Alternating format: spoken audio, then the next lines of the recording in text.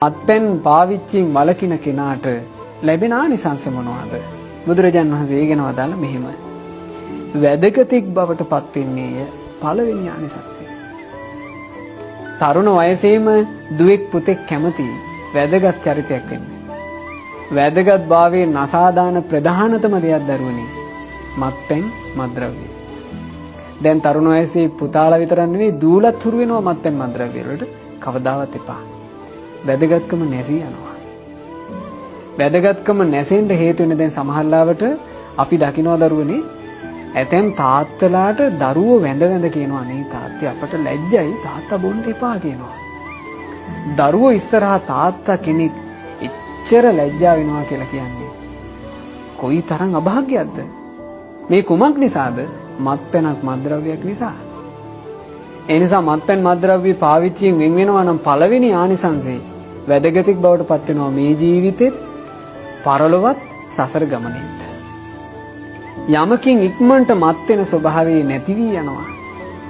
මත්පැන් මත්ද්‍රව්‍ය පාවිච්චියෙන් වෙන් වෙන කෙනාට දරුවනේ හොඳ ශක්තිමත් හිතක් ලැබෙනවා.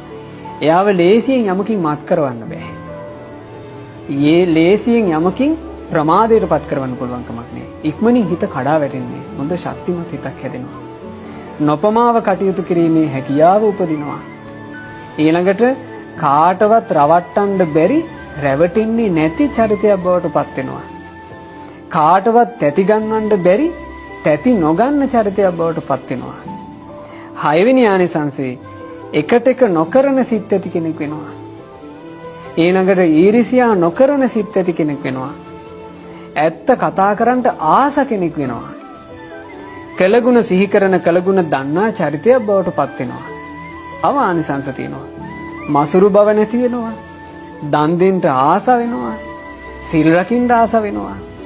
ඍජු ගතිය ඇති, ඍජු වචන ඇති, ඍජු හිතක් ඇති, ඍජු චරිතයක් වෙනවා.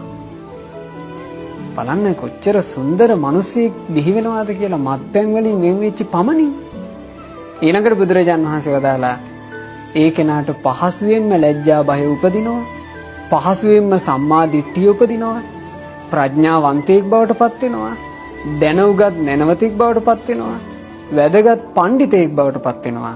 ඊළඟට කල යුත්තේ නොකල යුත්තේ හඳුනන කෙනෙක් බවට පත් වෙනවා.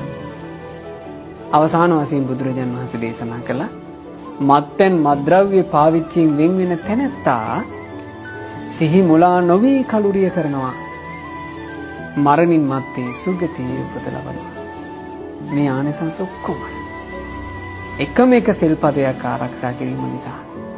එකම එක සිල්පදයක් ආරක්ෂා කිරීම හේතු කරගෙන ආනිසංස ගොඩාක් ලැබෙනවා. මත්පැන් මත්ද්‍රව්‍ය පාවිච්චියෙන් වළකිනවා කියන එකම එක සිල්පදේ. එතකොට හිතන්න දරුවනේ ඒකේ අනිත් පැත්ත. යමෙක් මත්පැන් මත්ද්‍රව්‍ය පාවිච්චි කරනවා නම් එයා මේ ආනිසංස ඔක්කොම වනස ගන්නවා.